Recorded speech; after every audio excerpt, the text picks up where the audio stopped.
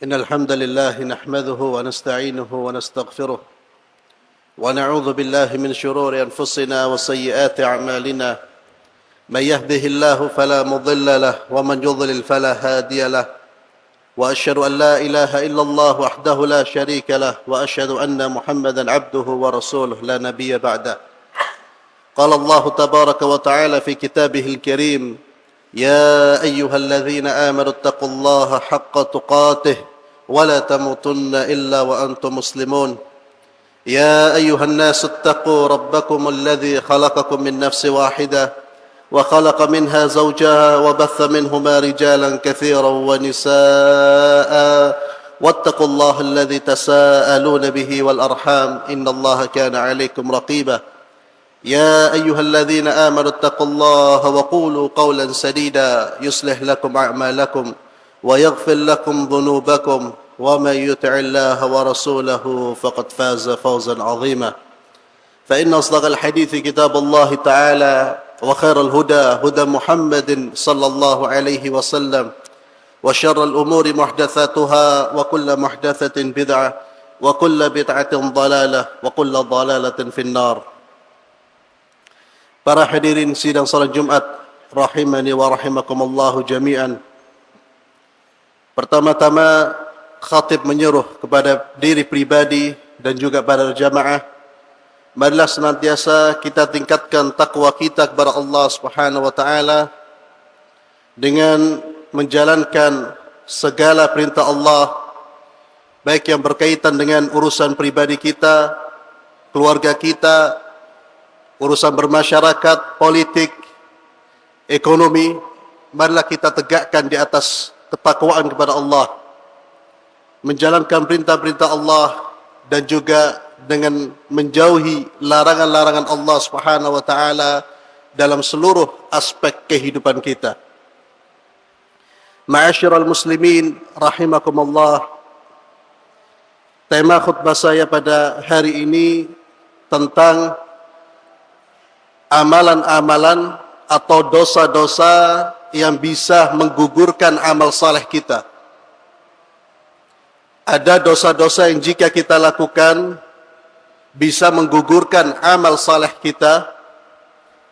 Ada menggugurkan secara keseluruhan, ada menggugurkan sebagian dari amal saleh kita. Dosa-dosa ini yang pertama adalah asyirkul akbar, syirik besar. Syirik besar ini adalah dosa yang bisa menggugurkan seluruh amal saleh yang telah kita lakukan jika kita tidak bertaubat kepada Allah Subhanahu wa taala. Yang dimaksud dengan syirik dan perbuatan itu disebut dengan syirik besar tatkala seseorang memalingkan ibadah yang seharusnya ditujukan kepada Allah, dia palingkan kepada selain Allah. Seperti orang yang berdoa kepada selain Allah, dia bukan minta kepada Allah tapi minta kepada selain Allah, maka dia telah menyekutukan Allah Subhanahu wa taala dan gugur amal-amal yang lain. Seperti orang yang bernadar kepada selain Allah, orang yang berkorban, mengorbankan sesuatu, mengorbankan hewan korbannya bukan kepada Allah tapi kepada selain Allah, mengorbankan hewan korbannya kepada jin karena takut dengan jin, atau kepada penjaga-penjaga tempat-tempat tertentu, maka dia telah berbuat syirik kepada Allah Subhanahu wa taala dan ini akan menggugurkan seluruh amal saleh yang telah dia lakukan. Allah Subhanahu wa taala firman di dalam surat Az-Zumar yang ke-65, "Wa laqad uhiya ilaika wa ila alladhina min qablika la in asyrakta la yahbatanna 'amaluk wa la takunanna minal khasirin." Kata Allah Subhanahu wa taala, dan telah diwahyukan kepadamu ya Muhammad sallallahu alaihi wasallam dan kepada orang-orang yang sebelummu, la in asyrakta, jika engkau berbuat syirik, la yahbatanna 'amaluk, maka Allah akan menggugurkan amalan-amalanmu, perbuatan-perbuatanmu, wa la takunanna minal khasirin, dan engkau benar-benar akan menjadi orang-orang yang merugi. Syirik merupakan dosa yang paling besar. Tidak ada dosa yang lebih besar daripada dosa syirik. Dan tidak ada perbuatan yang lebih mendatangkan kemurkaan Allah Subhanahu wa taala daripada dosa syirik. Allah Subhanahu wa taala firman, "Inna syirka la zulmun azim." Sesungguhnya kesyirikan merupakan dosa kezaliman yang paling besar. Maka waspadalah terhadap kesyirikan.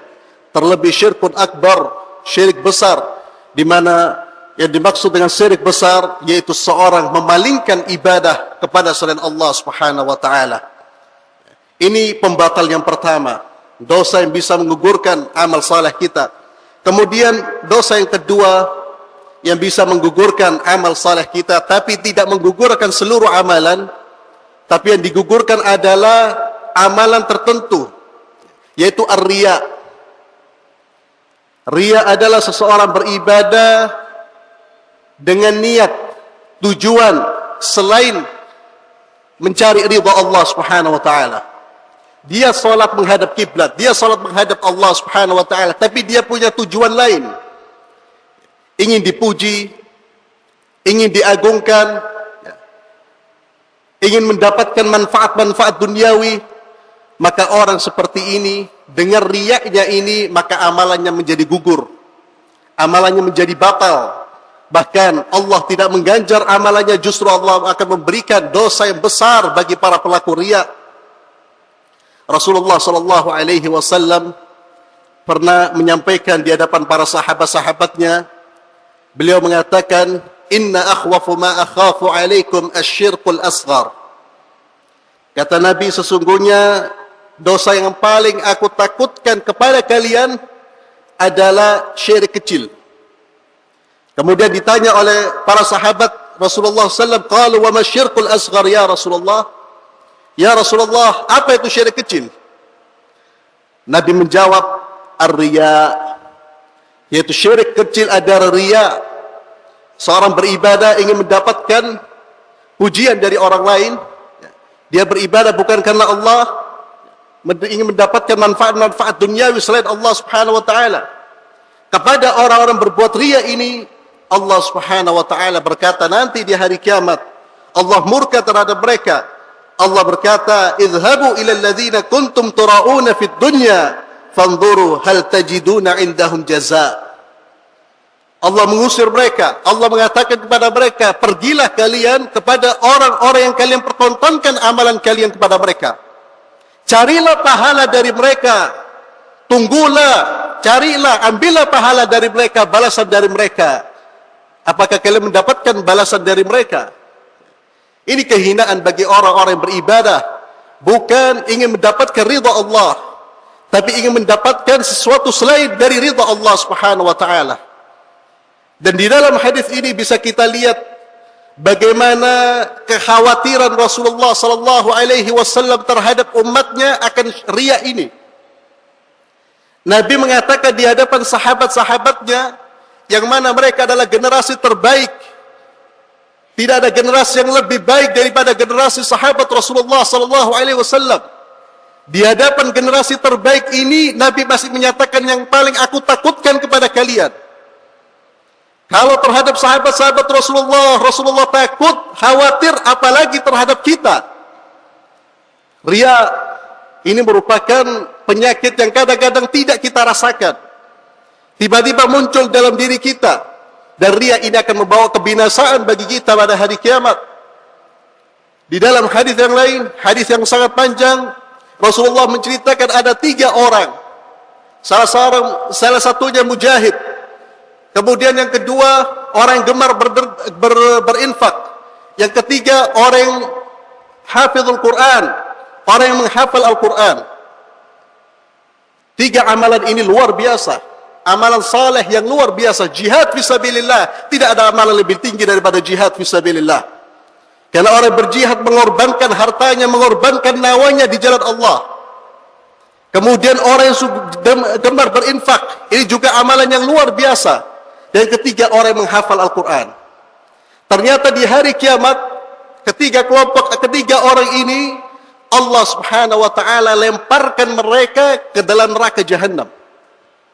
Allah lemparkan mereka ke dalam neraka Jahannam dengan amalan jihadnya, dengan amalan infaknya, dengan amalan hifdzul Quran, menghafal Al-Quran, hanya karena satu sebab, karena riya. Mereka berjihad bukan karena Allah, tapi karena selain Allah. Mereka berinfak, gemar berinfak, menyumbang di sana di sini, bukan karena Allah, tapi karena selain Allah. Dan yang lain menghafal Al-Quran, ingin dipuji, ingin disebut bahwa dia seorang qari. Maka ketiga-tiganya ini, sekalipun amalan yang dia bawa begitu besar, begitu mulia di sisi Allah, karena riya, mereka dilemparkan oleh Allah Subhanahu wa ta'ala ke dalam api neraka. Maka waspadalah terhadap riya ya jamaah. Kita waspada terhadap riya.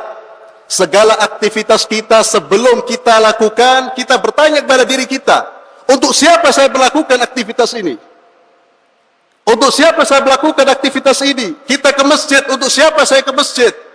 Apa niat saya? Jika ada niat, ada keinginan untuk mendapatkan sesuatu selain ridha Allah, maka perbaiki niat kita dulu. Jangan beraktivitas sebelum niat kita benar. Kita jaga hati kita dari perbuatan riya. Kita jaga hati kita dari perbuatan ingin dipuji orang, ingin diagungkan, ingin mendapatkan manfaat-manfaat duniawi selain manfaat ridha Allah Subhanahu wa ta'ala dalam ibadah kita. Ini dosa yang kedua. Maka orang yang melakukan riya, dosanya akan amal salehnya tidak akan terima oleh Allah Subhanahu wa ta'ala, digugurkan amal salehnya dan Allah akan mengganti dengan azab. Kemudian dosa yang ketiga ya jamaah, termasuk dosa yang bisa menggugurkan amal saleh kita, al-mannu wal adha.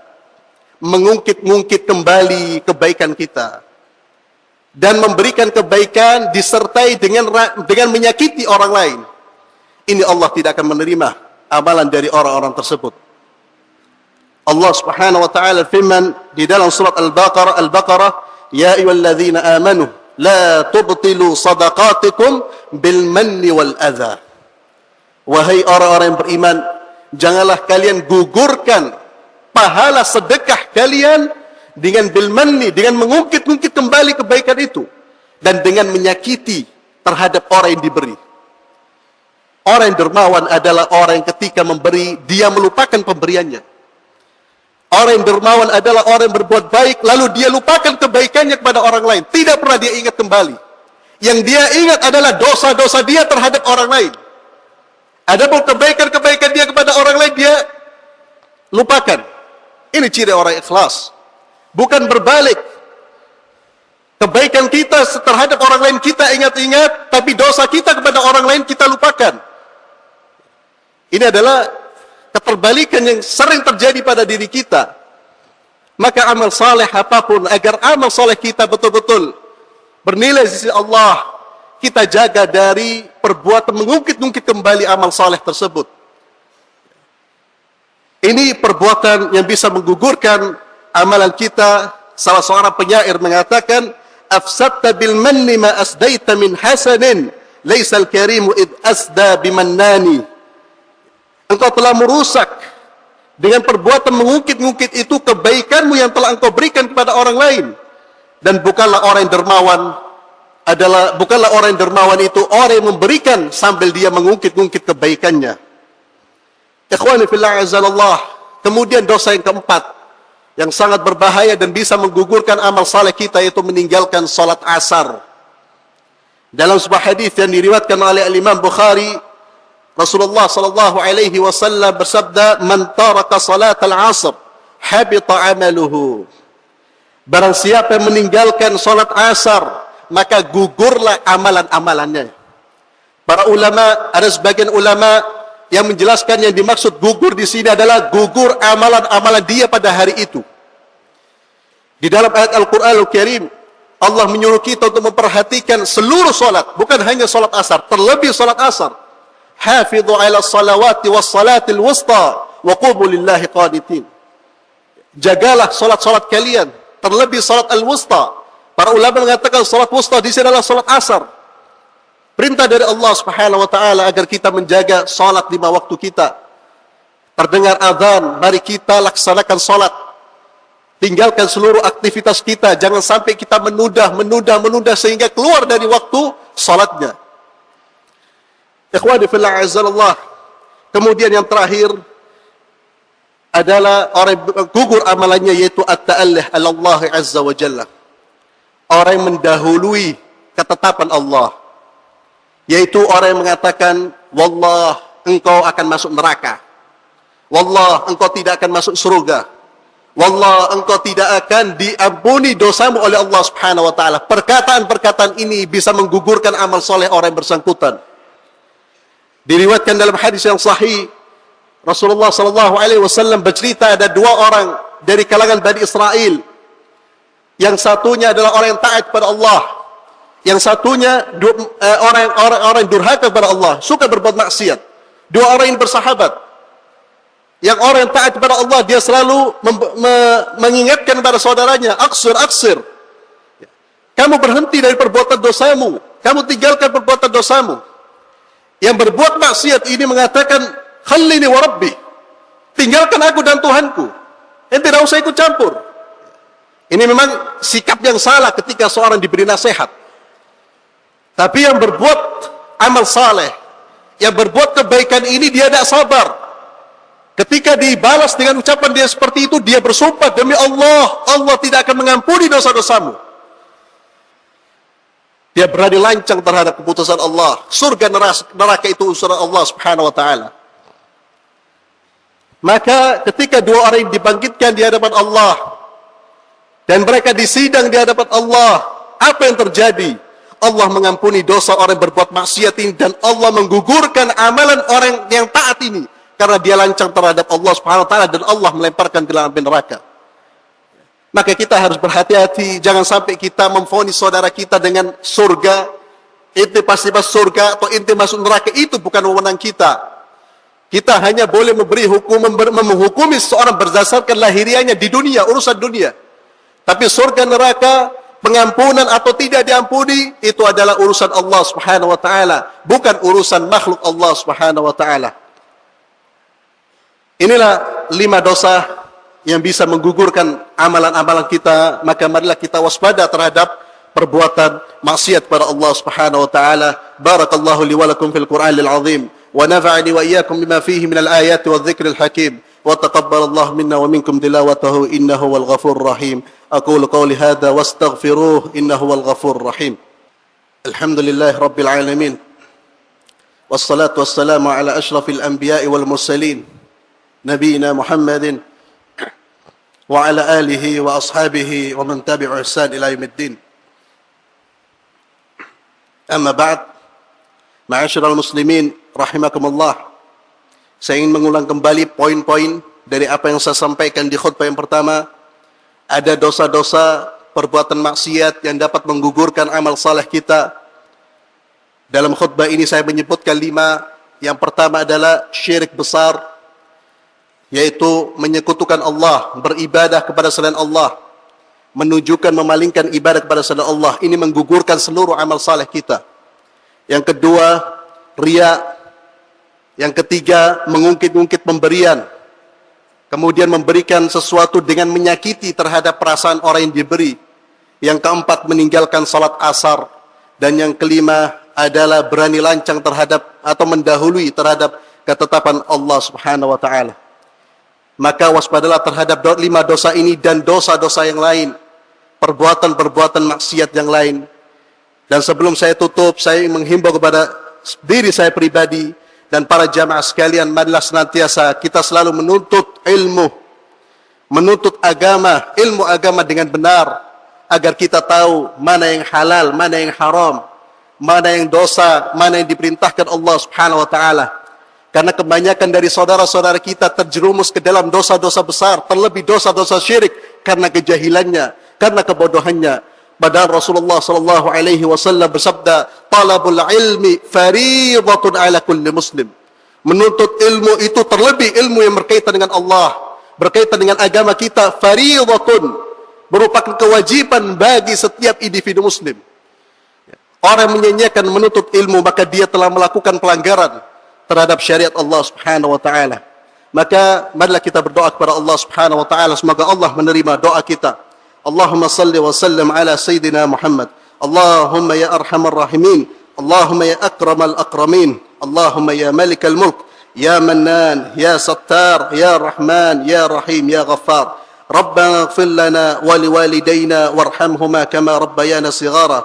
ربنا ظلمنا أنفسنا وإن لم تغفر لنا وترحمنا لنكونن من الخاسرين. اللهم إنا نسألك علما نافعا ورزقا طيبا وعملا متقبلا. اللهم إنا نعوذ بك من أن نشرك بك شيئا نعلمه ونستغفرك لما لا نعلم. ربنا آتنا في الدنيا حسنة وفي الآخرة حسنة وقنا عذاب النار. اللهم أعز الإسلام والمسلمين. اللهم أعز الإسلام والمسلمين. اللهم أعز الإسلام والمسلمين. وصلى الله على سيدنا محمد وعلى آله وأصحابه ومن تبعهم بإحسان إلى يوم الدين والحمد لله رب العالمين. أقيموا الصلاة.